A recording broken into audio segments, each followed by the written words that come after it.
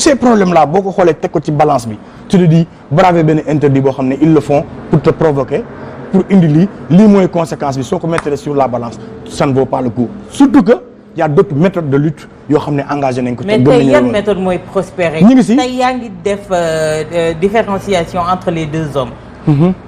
tey ban méthode moom mooy prospérer on peut pas faire d'omelette sans casser des œufs. si on va y arriver à ce stade le problème qu'il y a c'est que la lutte c'est des momentum c'est comme un match de foot tu n'as pas de temps fort 90 minutes soo amee temps fort am nañ temps fort en 2021 akile ko ba mu dem ñaani ndimbal ci sëriñ si ñu taxaw parce que suñu ay kilifa duñ ñu ñaan ñun ñu bañ là il pense que c'est lui qui a la main c'est son temps fort on le lui concède mais on se remobilise et on se reprépare parce que nag suñ constitution moo ñu may ñu defaru préparer wu taxaw xeex parce que constitution moo ne su leen d'accordul manifester leen ko donc on va le manifester maintenant on attend le momentum et c'est le moment et ce momentum là ce déclic là il est très proche ñoom xam nañ ko adduna bi yëpp xam nañ ko Sénégal yëpp xam nañ ko il est très proche te li koy indi ñu ngi ci di ko dox di ko togg du lu may dévoiler fii mais ñu ngi koy togg parce que c'est le moment de mobiliser tous les Sénégalais autour de cette question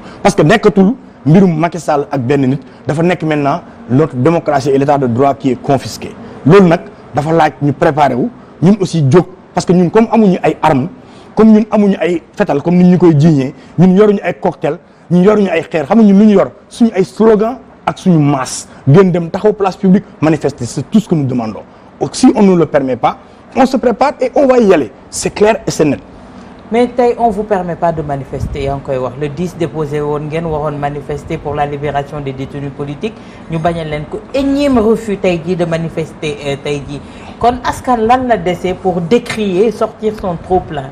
oui mais moom laa la wax c'est parce que ñii les gens qu'on a en face ils ont un programme un planning qu'ils déroulent et planning boobu comment le déjouer si loolu la ñu nekk c'est des stratégies peut-être que je ne te dirai pas mais li ma gëm ba gëm ko mooy ne la méthodologie bi nga xamante ne ñoom moom la ñu jël ñoom amatul lenn luñ ñu mën a def tëj nañ ñu dóor nañ ñu des frères sont tués aaye nañ ñu suñu espace réduction de l'espace public bloqué nañ fépp censuré nañ ñëpp tëj nañ lépp même internet dañ koy bloqué ça veut dire que aujourd'hui le Sénégal est en train de vivre ce que la Palestine est en train de vivre.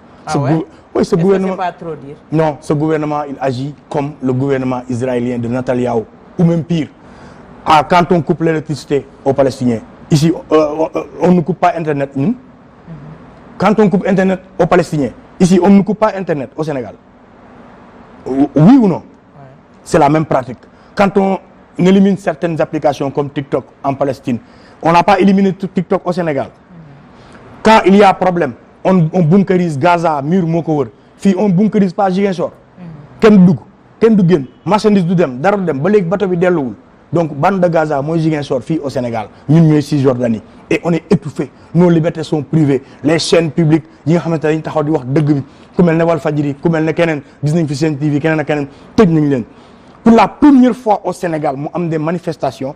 Aucune presse ni un site n'a osé faire du direct parce que ku ko ci def ñu dal sa kaw tëj la daaneel la amende la vous pensez que loolu du ce ne sont pas les pratiques de Netanyahou c'est pire même c'est pire parce que ñun suñu pays la c'est pas un pays dans un autre pays fii suñu pays la mais on étouffe on ne nous permet pas de souffler la démocratie ne souffle pas elle est étouffée donc ce qui se passe dans ce pays c'est de la dictature amul beneen tour et c'est du banditisme d'État ce qu'ils sont en train de faire nous avons un régime autoritaire totalitaire qui réprime qui sème la terreur qui prend les Sénégalais les fout au ñuuf on a plus de 1060 détenus on ne respecte pas le jeu démocratique si on voit ce qui se passe aujourd'hui qu'est-ce que cet État respecte lan lañu respecté rien mais tey est-ce que tey y'en a marre vous qui avez aidé à porter Macky au pouvoir am nga lu leen ci bett ou vous avez des regrets tey jii. Juste pour rectifier, on n'a pas aidé Macky à arriver au pouvoir, on a aidé à faire tomber Abdoulaye Wade.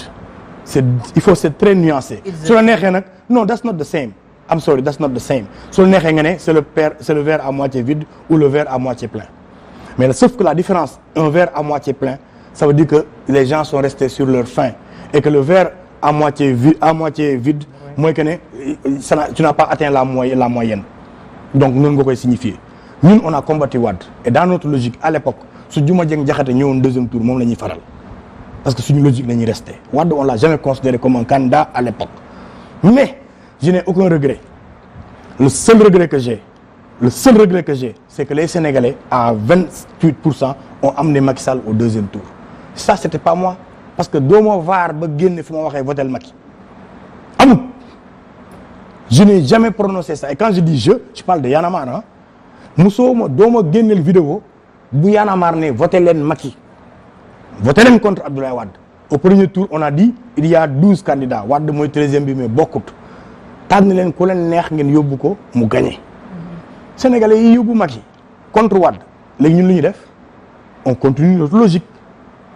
mais est-ce que li bett na leen ci moom. on bett ma et je l'ai dit le même jour bi ngeen ñëwee Parcelles devant vous je vous ai dit ki ma toogal nii sama xel dalu ci moom wóoluwut ma ko waxu fi lu dal xel waxu fi lu ma gis ne ay auguré na ay jours yu bees de lendemain meilleur. La preuve quand il est arrivé au pouvoir 1 an et demi après 1 an 9 mois net il a changé Macky a fait ce qu'on appelle li ñuy woowee publicité mensongère. Ah bon, en quoi faisant? Parce qu'il nous a dit yoonu yokkute 1 an 9 mois il amène plan Sénégal émergent oui ça c'est une publicité mensongère loolu du dëgg mënoo nag nit ñi fal la ci lii nga dawal 1 an 9 mois dem indil ñu lee du yoon c'est pas normal. bu ko benn compagnie defoon buy jaay pâte dentifrice ne la sa bëñ day weex soo broso su sa bëñ weexul am nga droit nga ba dem porter leen plainte donc c'est encore une autre plainte contre lui bu ñu war a mën a de teg ci kaw ndoddam parce que du yoon kon man teel naa gis ne kii gëwuma parce que bi mu ne du ma jël transhumance mais je vais casser tous les partis et je réduirai l'opposition à sa plus simple expression et récupérer les gros bonnets ça c'est loolu du transhumance et c'est ce qui s'est passé en réalité parce que si on s'attarde sur l'homme politique je parle pas de la personne je parle de l'homme politique et les actes qu'il a eu à poser depuis le Sénégal xool ko depuis le PDS jamais il n'a accepté de concurrents et de gros bonnets comme lui Idrissa Seck l'a dit su ma demee kaso moom la parce que moom a xeex d'ailleurs moom moo wuutu Idrissa Seck ci postam quand Wade a fait de lui président de l'Assemblée nationale qu'est-ce qu'il a fait Karim Wade qui était une menace il a voulu le mettre en prison quand il est arrivé au pouvoir la première chose qu'il a faite c'est d'aller chercher Ousmane Ngom avec une telle violence ay kagul ak lépp muselé ko takk ko yeewu ko jatak indi ko parce que c'était un danger pour lui au sein de son propre parti quand il y a un numéro 2 qui émerge ñu dagg sa bopp Mimi Touré moo si njëkk ñu dagg boppam ABC ñu dagg boppam Matar Cissé moo taal courant bi Sénégalais naan grand bi guerrier la kii il est candidaciable mu dagg boppam Aly Ngouille Ndiaye mu dagg boppam kenn du nekk numéro 2 après pire il manipule les Sénégalais en nous faisant croire que c'est la réduction des comptes je vais mettre 25 personnes en prison mais c'était pour continuer son entreprise pendant que qu'il était au sein du PDS mooy tëj Karim Wade il l'a fait mais Sénégalais yi ñoo ko accepté man y compris en premier d'ailleurs parce que c'était une réclamation une demande sociale selon nit ñu ko présenté aujourd'hui on s'est rendu compte que c'était faux c'était une traque contre un homme Khalifa Sall le même processus les mêmes procédés on utilise la loi pour anéantir un opposant loo xam ne ni mënoo koo dindi parce que loi la en réalité force reste à la loi ci Karim force reste à la loi ci Khalifa Sall mais pourquoi force ne reste pas à la loi ci kaw Ousmane Sonko ça veut dire qu'aujourd'hui son entreprise jëm na ci côté Sonko c'est un échec total. Échec. Oui, c'est non côté Sonko ils ont échoué lamentablement. Parce que instant bi il est en train de dérouler hein. Non, il n'a rien déroulé. Il n'a absolument rien déroulé. Sonko qu'il maintient en détention. Non, non, Sonko n'est pas en détention. Il est kidnappé. Il est kidnappé, c'est différent. Non, dañ ko kidnappé. Xam nga quand tu maintiens boo nee détention day jaar ci lu yoon. Ci ay articles lay jaar ci ay lois lay jaar ay tribunaux ñoo koy décider. Du nekk moo koy décider. Du benn waaye mooy jël kayam ak bigam bind ne lii laa ko bëgg mu doxee pour mu nekk. Je suis désolé. li des ci mbirum Sonko moom li ci des xam nga mooy lan. ñi def une demande de rançon Sénégalais yi fayal leen ko ñu génne ko loolu ci des. Ah bon? Parce que dañ ko kidnappé non c'est ça la vérité. Il est kidnappé comme la plupart de ces prisonniers politiques ils sont tous kidnappés. Mais à quelle fin tey jii. Ce kidnapping dont tu parles. Mais ce kidnapping c'est pour qu'il ne fasse pas partie de ces élections c'est pour le casser c'est pour l'amener à négocier avec lui c'est pour loolu leer na commencé nañ avec une guerre de l'opinion, ça n'a pas marché. Ils ont perdu l'opinion. L'opinion a dit non. Ce que vous voulez nous faire croire, gëmuñ ko. La presse, au début, elle a commencé à jouer le jeu. Quand elle s'est rendue compte que lii du dëgg, la presse s'est débinée. Xam ne lii du dem. ñu dem song quoi?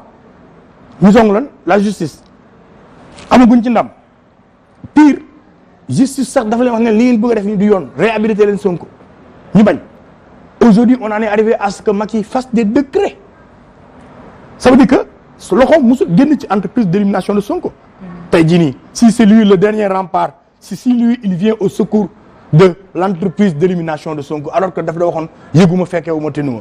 Mais aujourd'hui, à travers ce décret pour Sénat, nous avons la confirmation que loxo musul jóg ci fexe pour Sonko bu mu bokk ci ay élections. Kon su jéemee loolu noonu yëpp. Il y a aujourd'hui xam nga cour de cassation mi ngi ñëw CEDEAO. Parlons-en de la CEDEAO. Quand est-ce que Macky respecte